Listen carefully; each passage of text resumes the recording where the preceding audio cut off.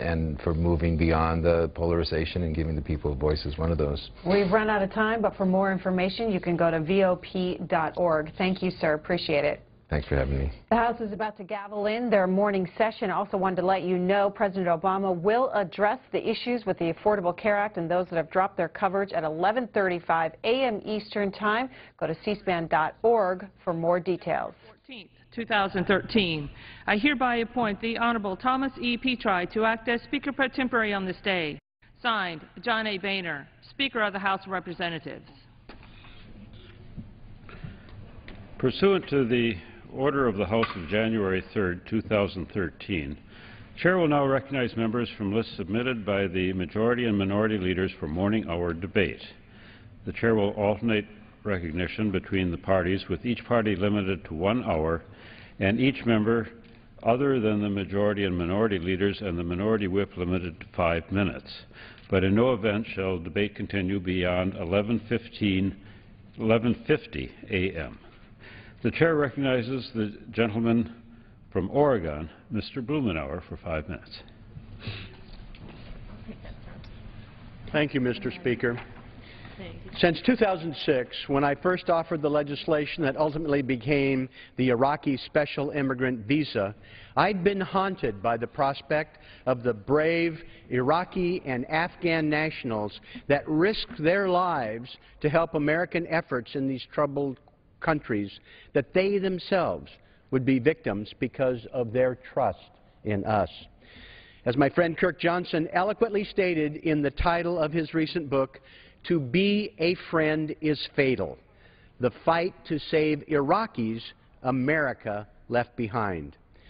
For 7 years, it's been a battle to have the United States honor its obligations to those who put their trust in us when they helped us.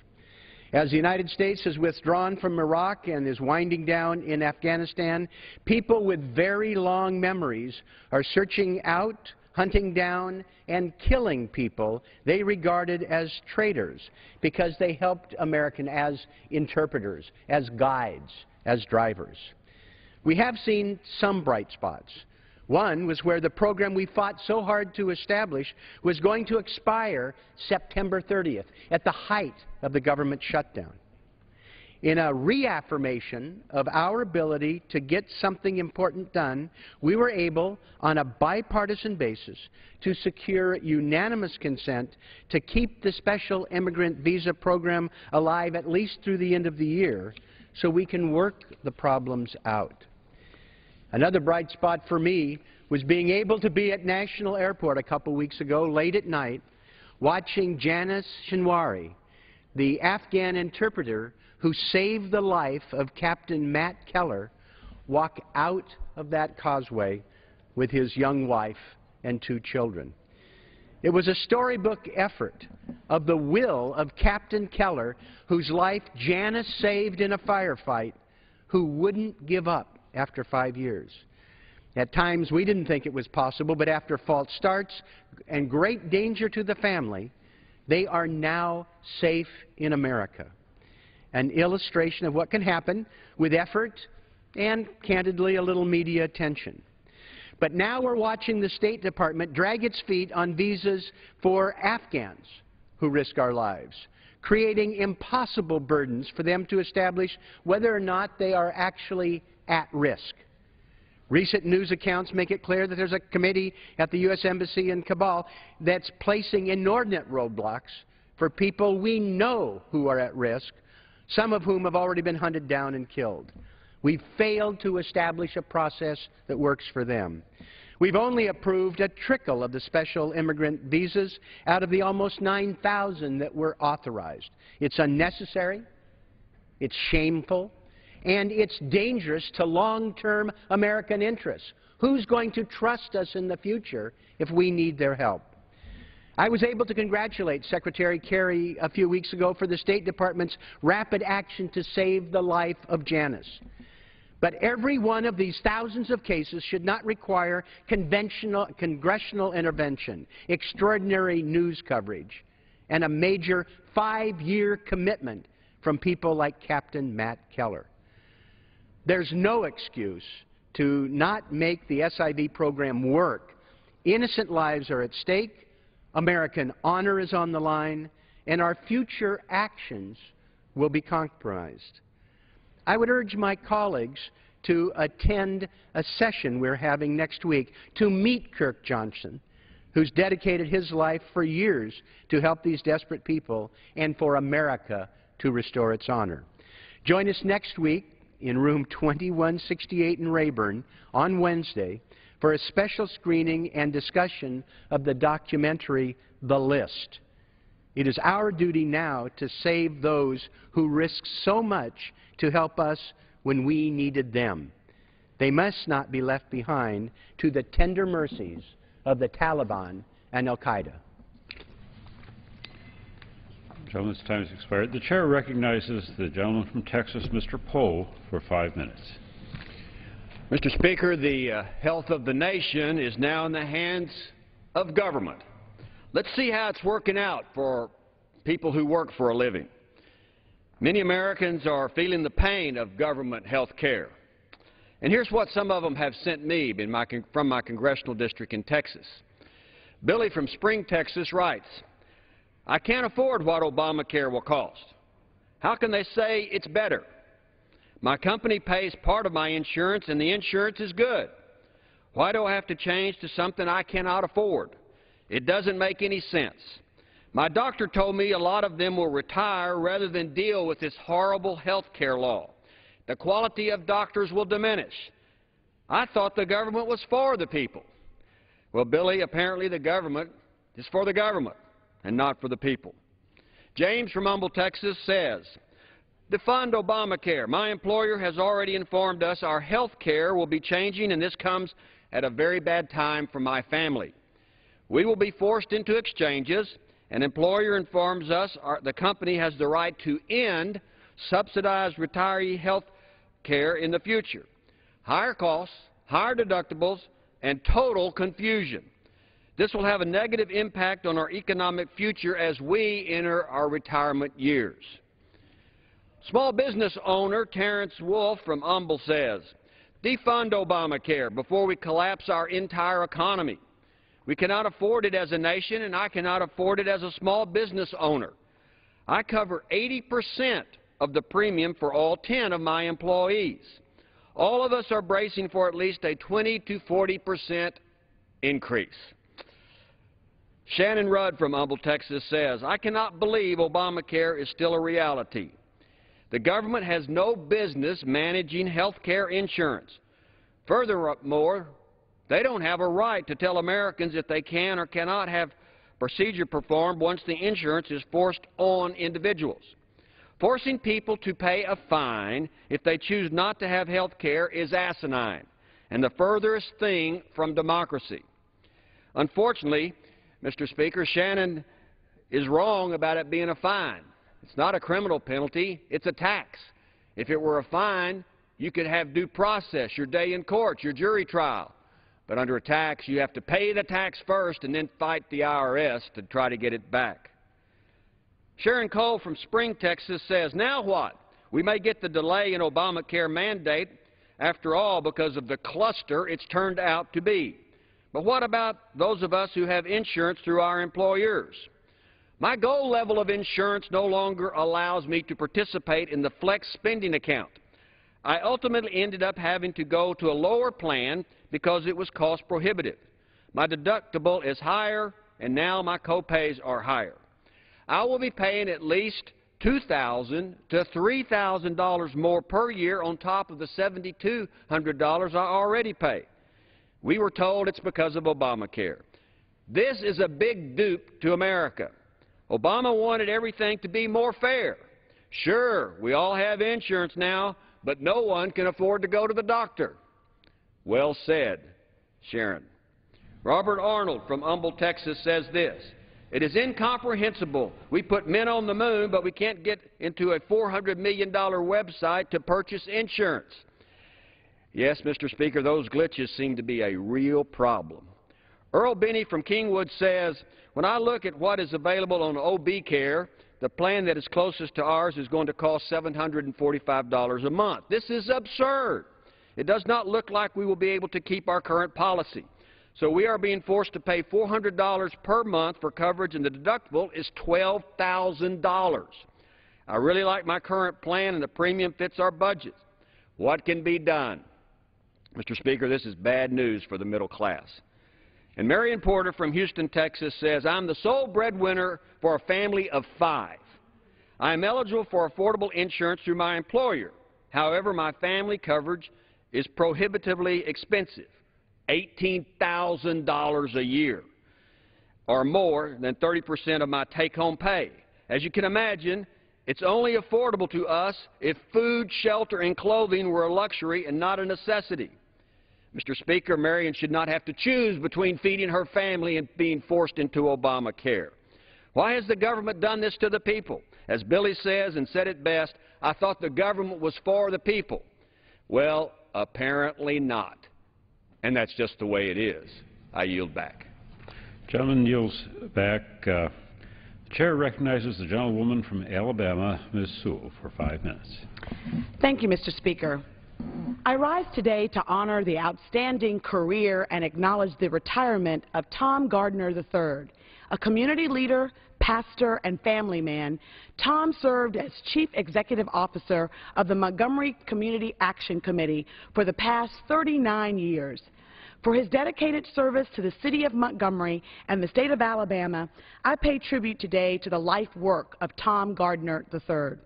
Tom was born to Reverend Tom Gardner, Jr. and Mrs. Effie Nell Gardner on January 22, 1946 in Hope Hole, Alabama. Tom served his country in the United States Army in Vietnam from 1966 to 1968.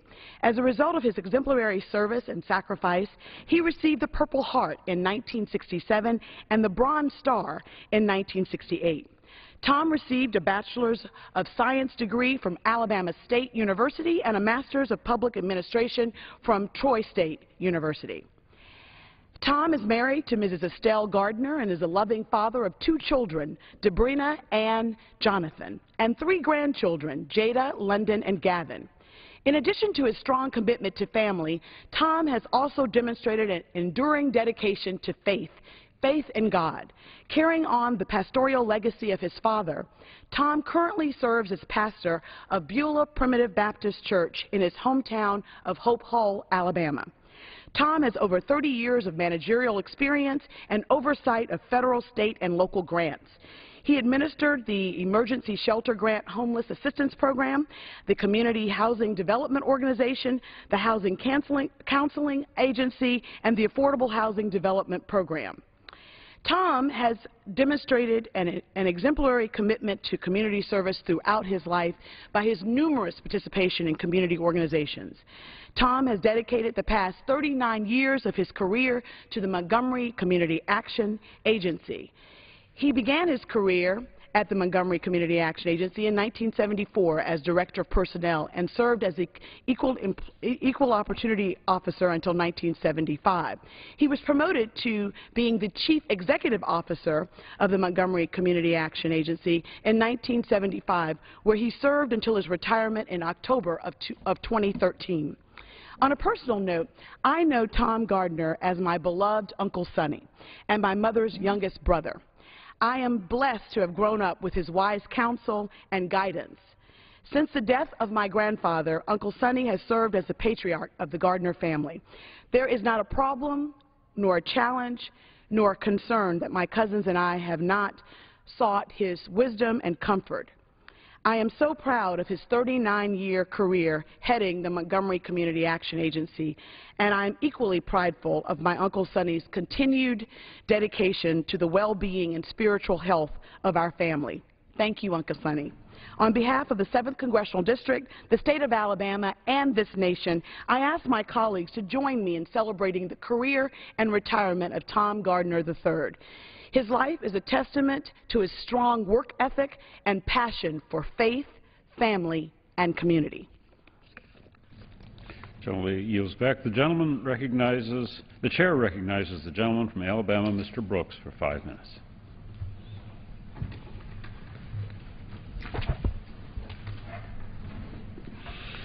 Mr. Speaker, in a bold and agile display of legal sophistry, United States Supreme Court Justice John Roberts upheld the Affordable Care Act by declaring it a tax, while failing to address whether the tax complied with the origination clause of our Constitution.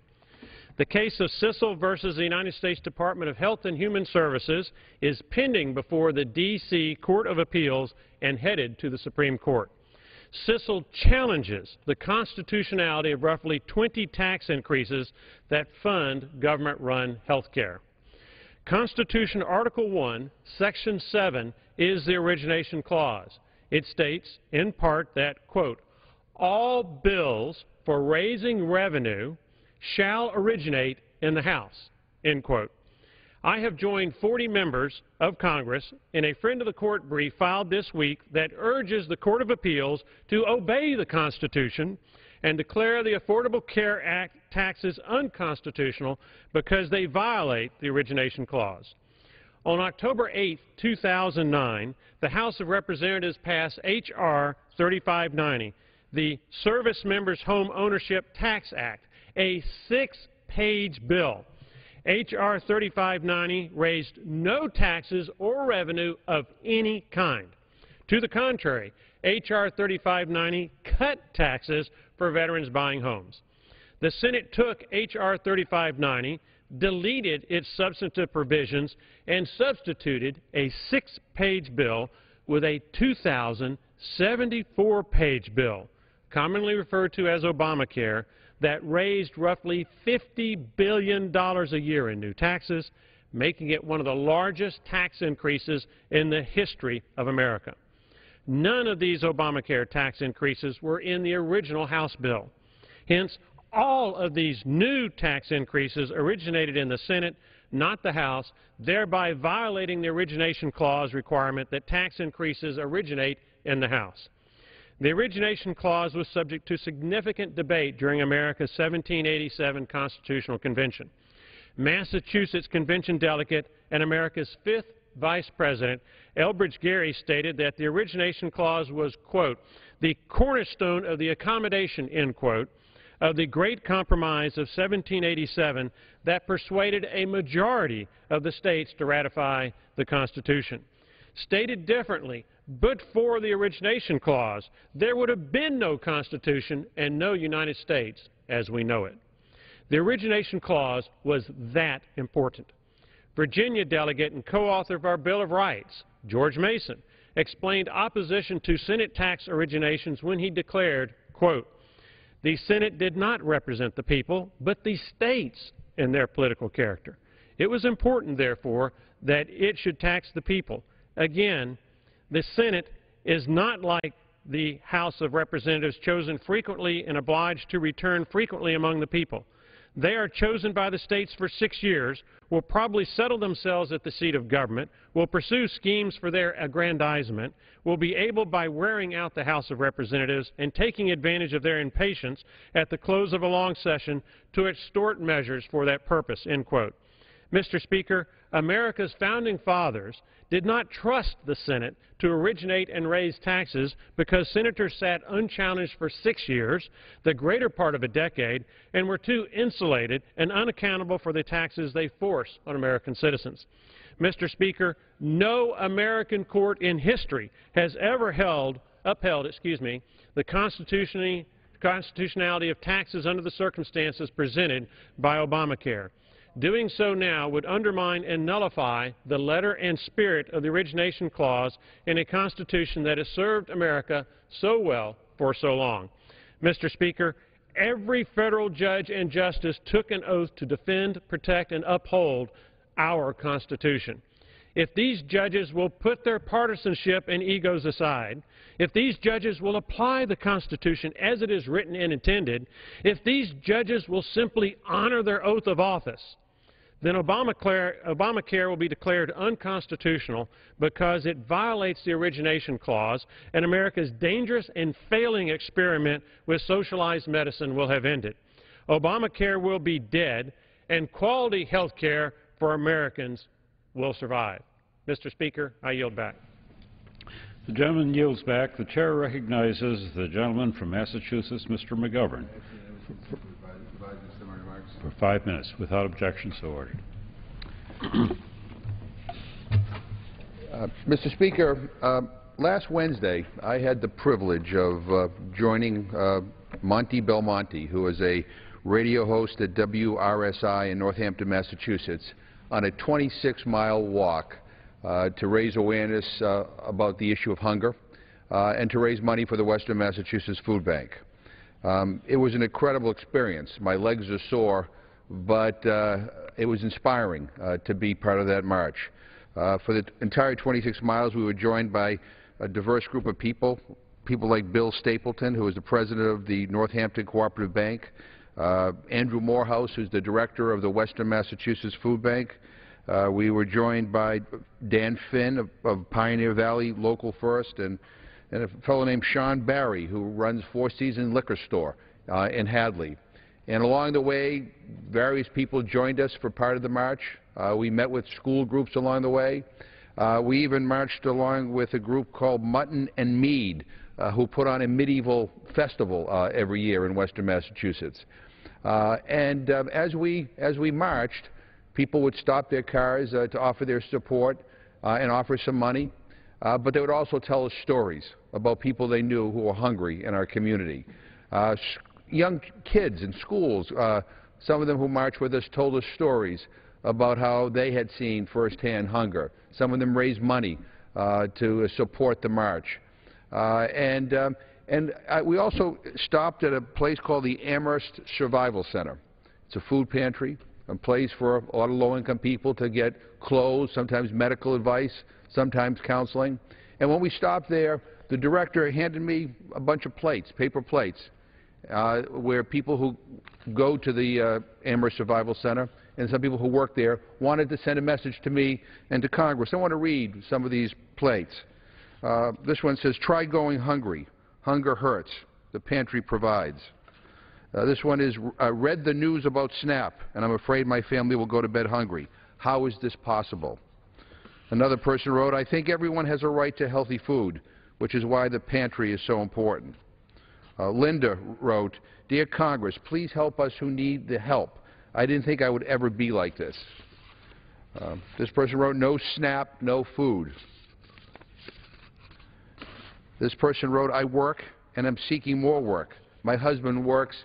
It is not enough." "Dear Congress, access to affordable food is a basic human right." It was signed by Shelley. "What's for dinner? Nothing without the pantry," wrote Emily.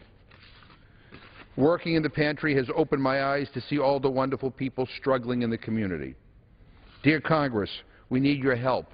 Blessings." "Food stamps help American agriculture."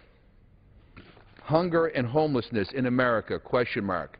And I could go on and read some of these places. And the reason why I'm doing this is because we're so inundated with facts and figures and statistics that somehow I think we've lost our ability to feel them. These are real people. These are real people who are struggling, real people who are working with struggling families. They deserve a voice. And one of the things that people are concerned about is Congress making their lives worse. We're considering a farm bill, and in the House version of the farm bill, there is a $40 billion cut in SNAP. 3.8 million people would lose their benefit. Hundreds of thousands of kids would no longer have access to free breakfast and lunch at school. 170,000 veterans would lose their benefits. Mr. Speaker, we can do so much better. You know, one of the things we're here for are to help the people like those who go to the Amherst Survival Center. One of the things that we're here for is to respond to the concerns that we heard along the way as I marched with Monty Belmonte and his crew. You know, it's nice that this march was a success and they raised a lot of money for the Western Massachusetts Food Bank, but it's not enough. These food banks and these food pantries are at capacity. We can't make things worse. Surely in the richest country in the history of the world, we can do better. We can end hunger. So, Mr. Speaker, I would urge all my colleagues as we start to consider the Farm Bill, please do not support a Farm Bill that makes more people hungry. Let's do the right thing. This is a problem that we can solve. And again, I want to thank Monty Belmonte and all the people at WRSI and Northampton for their compassion, for their activism, for helping people in need. But we need to be inspired by people like those who marched with me from Northampton to Greenfield. And we need to do the right thing. So with that, Mr. Speaker, I thank you for the time, and I yield back the balance of my time. The gentleman yields back. The chair recognizes the gentlewoman from Alabama, Mrs. Robbie, for 5 minutes.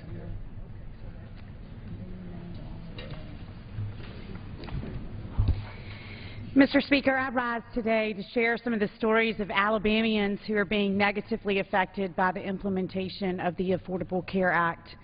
Over the last several weeks, thousands of health insurance policyholders in Alabama have received notice that their plans have been canceled or altered and their costs have risen, some quite dramatically. This despite President Obama's often repeated and unmistakable promise to the contrary. He promised of the Affordable Care Act, quote, "If you like your doctor, you will be able to keep your doctor, period. If you like your health care plan, you will be able to keep your health care plan, period. No one will take it away, no matter what." Mr. Speaker, we now know this wasn't true. To make matters worse, the disastrous rollout of Obamacare website has made it nearly impossible for those affected to search for alternatives. The President didn't tell the truth, and the Americans who took him at his word are paying the price. I recently reached out to Alabamians asking those who have experienced health care plan cancellations or rate increases because of Obamacare to tell me their stories. The response has been overwhelming, and Mr. Speaker, I would like to share just a few of those stories here in the House this morning. Allison Strickland, a wife and a homeschooling mother of 4 from Dothan, writes, "We are a family of 6 with 1 income, and our premiums doubled from $420 to $940 a month. We are already under great financial strain, and this is not helping relieve any of the tension. At this point, we are unsure about what we are going to do. With 4 growing children, we know insurance is vital, but at what cost to the daily needs of our family?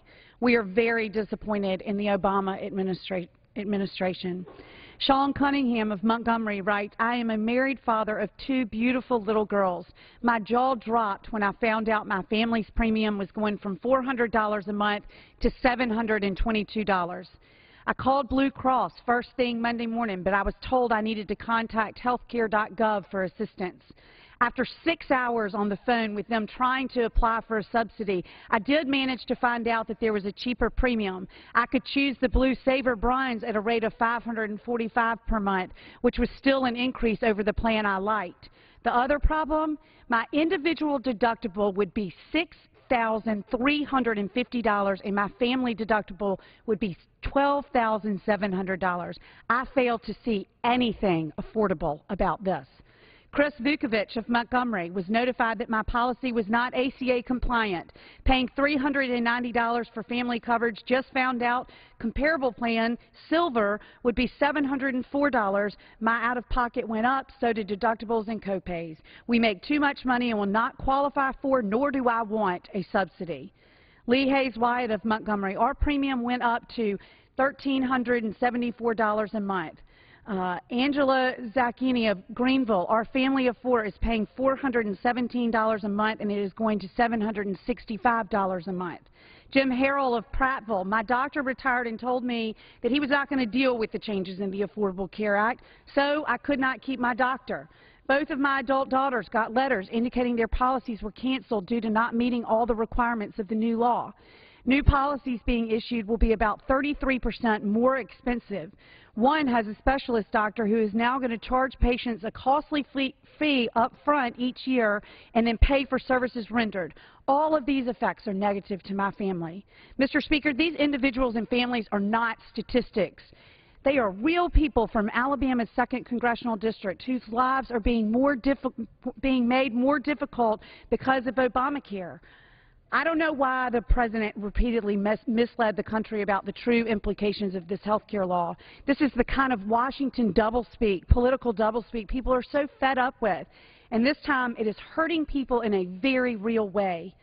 We have an opportunity here in the House this week to make it right by acting to protect Americans from these rate hikes and plan cancellations. And so that's why I'm a co-sponsor of Keep Your Health Plan Act. Keep Your Health Plan Act, which will allow health care plans currently being offered to continue next year, just like the President promised. This bill also ensures that Americans choosing to maintain their health care plans will not face a tax penalty under Obamacare.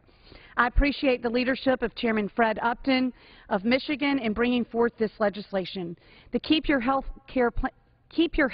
Plan Act won't fix every problem with Obamacare, but it will offer real changes and peace of mind to Americans affected by these changes. Mr. Speaker, this isn't a partisan issue. Republicans and Democrats alike recognize the basic unfairness that has occurred here. So I urge my colleagues on both sides of the aisle to support the Keep Your Health Plan Act. I yield back. Gentlelady's time has expired. The chair recognizes the gentleman from New Jersey, Mr. Payne, for 5 minutes. Without objection, so ordered. Mr. Speaker, for millions of Americans, the dream of access to affordable health care is becoming a reality thanks to the Affordable Care Act.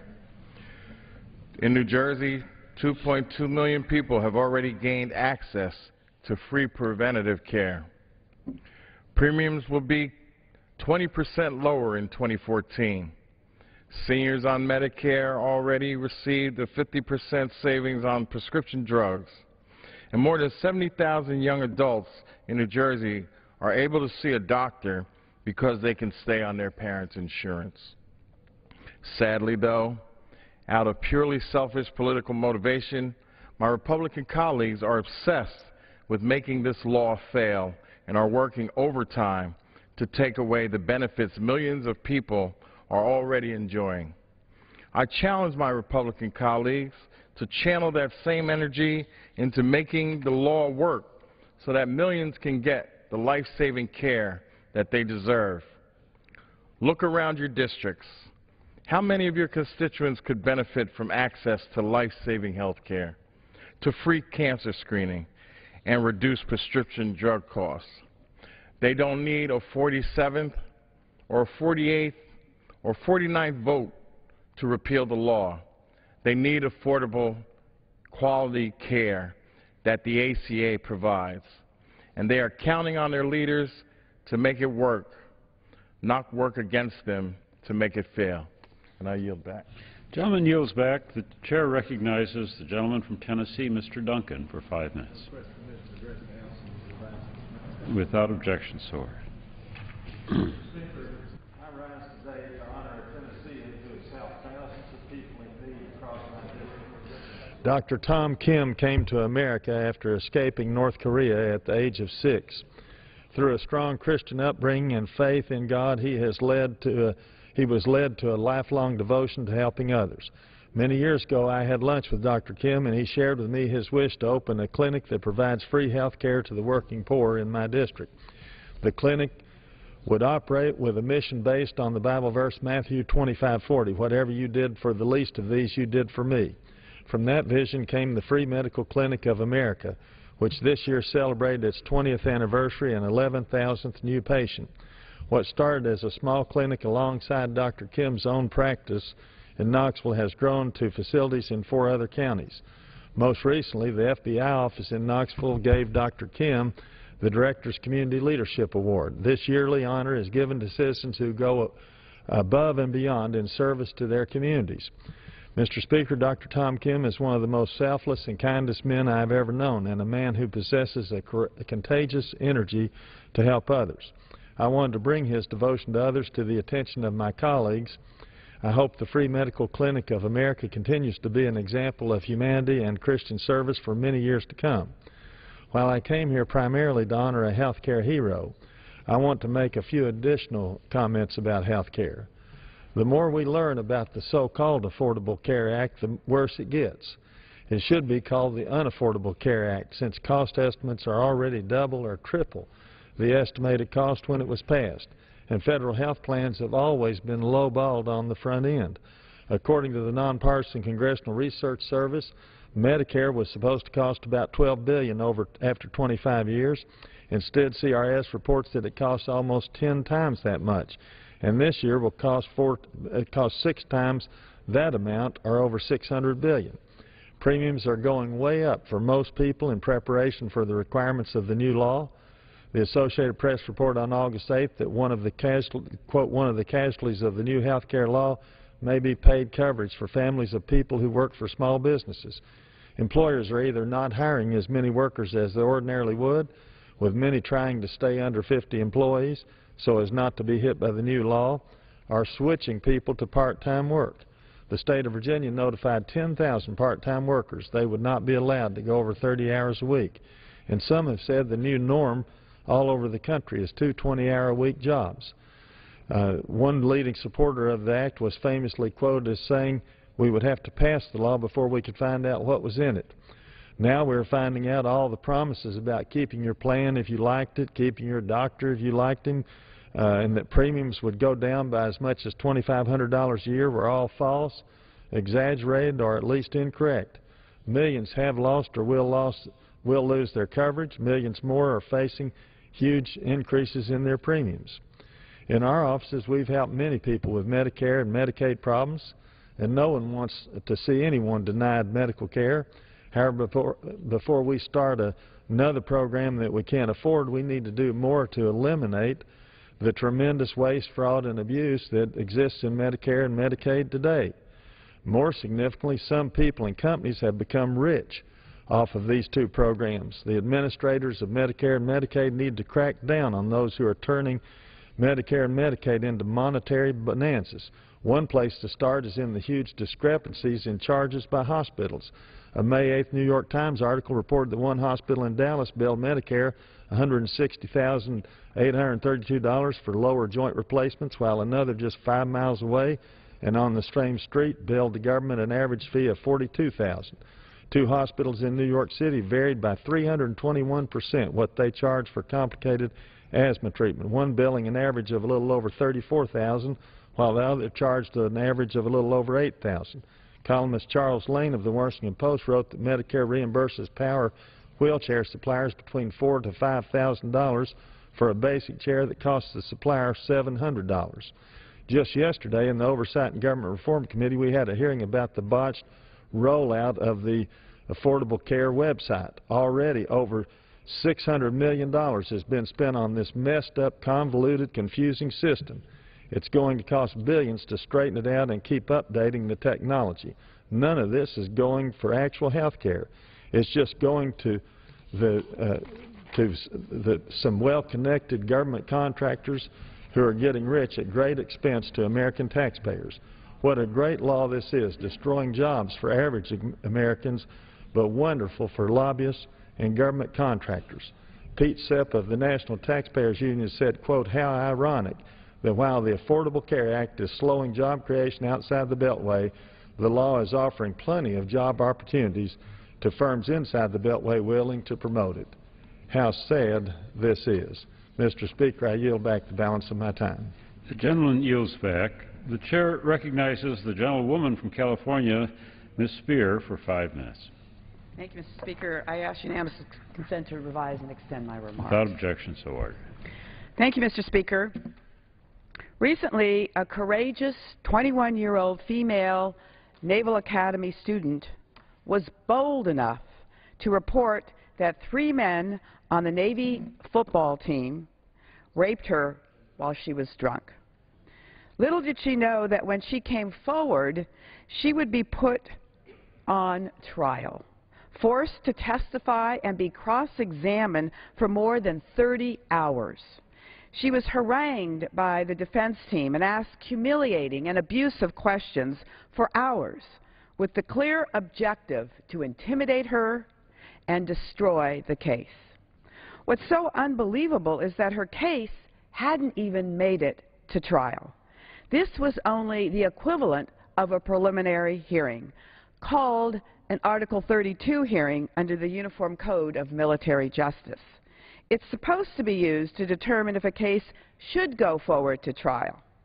The truth is, the Article 32s have mutated and now serve to put the victim on trial, not the accused. Her experience is not only being sexually assaulted, but re-victimized by the judicial system is all too common in the military. In Article 32 proceedings, it is standard operating procedure for the defense team to subject the victim to every irrelevant, indecent, and outright degrading question you can imagine.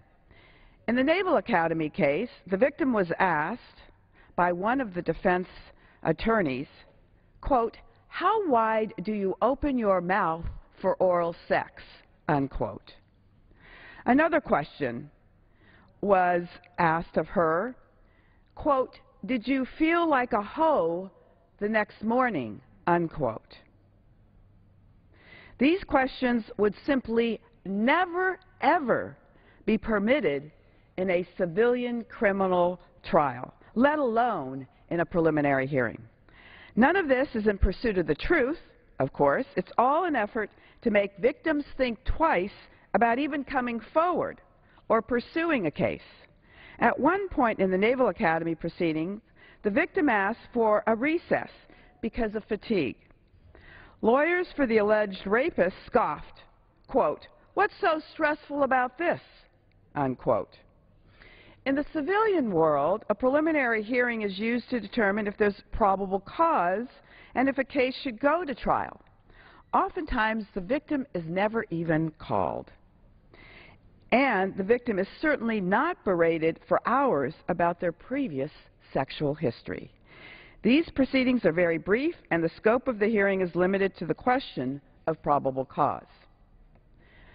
The 5-day, 30-hour proceeding is such a glaring example of the difference between what justice looks like in the civilian courts and what it looks like in the military justice system. Simply put, Article 32 hearings are rigged in favor of the accused. The scales are so tilted in favor of the accused, the system is upended. The proceedings also have a significant chilling effect on sexual assault reporting. Although the numbers have climbed, only 10% of the estimated 26,000 annual assaults are actually reported. Now think about this. 26,000 assaults every year in the military of both men and women, and mostly men, I might add. Only 3,000 are reported. Are we at all surprised that the numbers of reports are so small? Less than 1% of the offenders are ever convicted. This is called military justice. After Air Force Lieutenant General Richard Harding testified that 30% of the victims drop out during the investigative process, it is time for us to do something meaningful about Article 32 hearings. That's why I'm introducing the Article 32 Reform Act along with my co-sponsor, Congressman Pat Meehan, which will align these proceedings with what happens in a civilian preliminary hearing and will give victims the option of whether or not to testify at all. Ironically, civilian victims are currently afforded this right in military courts, but not service members. That's right. We allow civilian victims not to testify in Article 32s, but force the brave service members who are victims to be subjected to this abusive process. This bill has bipartisan support in both the House and the Senate and will finally put an end to these open-ended, abusive hearings that re-victimize those who come forward. It is time for us to clean up the military justice system. I yield back. The gentleman's time has expired. The chair recognizes the gentleman from Texas, Mr. Green, for 5 minutes. Thank you, Mr. Chairman. Mr. Chairman, I rise today on a mission of mercy with a message of gratitude.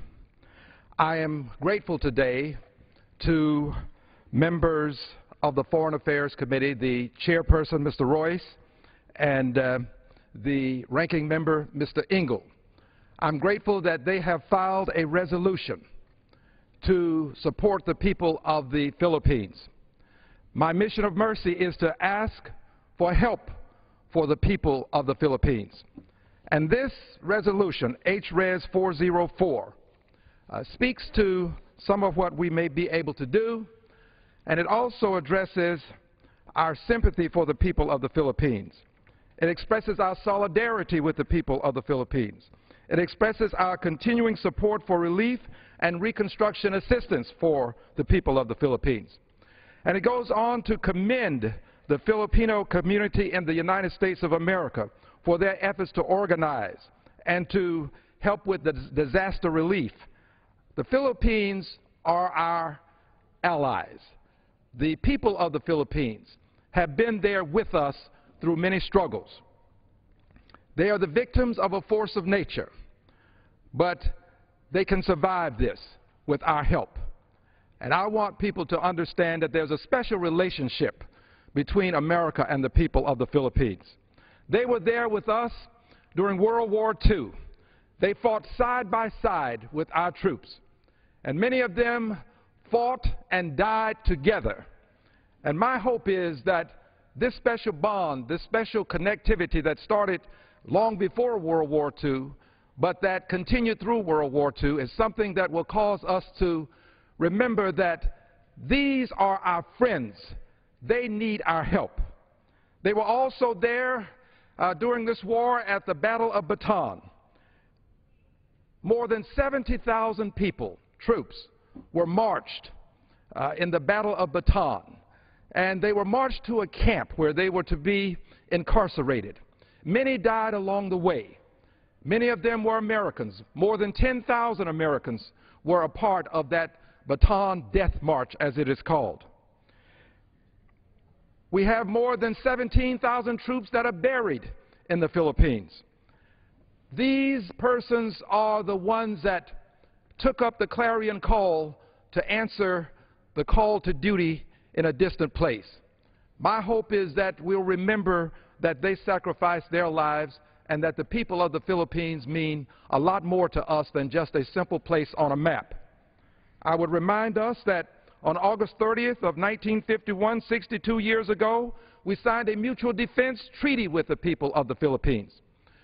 This is not defense today in the traditional sense of defense, but it is defense in the sense that people are defenseless because they've been impacted by a force of nature unlike any other that we may have ever seen on our planet.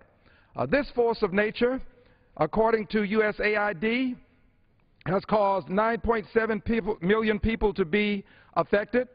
It's caused more than 23,000 people to have their homes damaged or destroyed. It's caused more than 600,000 people to be displaced. It's caused more than 700,000 people to find themselves being evacuated, and the death toll is still climbing, and it's more than 2,000.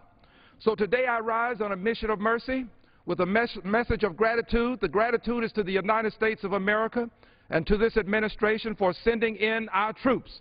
The Marines have landed, and more are on the way.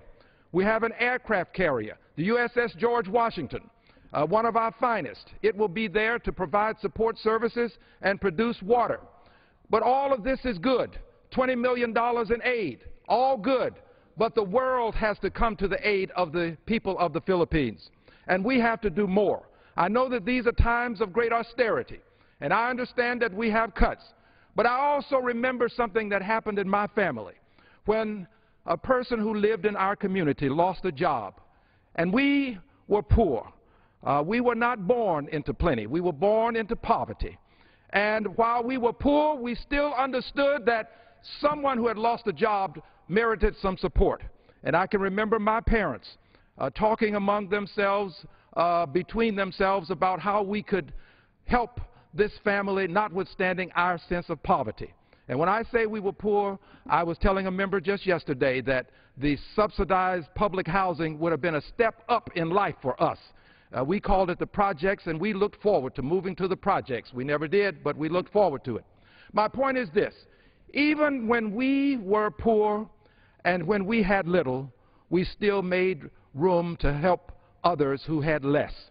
And this is what a great country does, I believe. A great country doesn't ask what will happen to us if we take up the cause of the people of the Philippines. A great country will ask what will happen to them if we do not take up the cause of the people of the Philippines. So I beg today that we do all that we can to help, and that we sign on to HRES 404, expressing our sympathy for the people of the Philippines. God bless you, and God bless the United States of America, and let's pray for the people of the Philippines. The gentleman's time has expired. Pursuant to Clause 12A of Rule 1, the Chair declares the House in recess until noon today.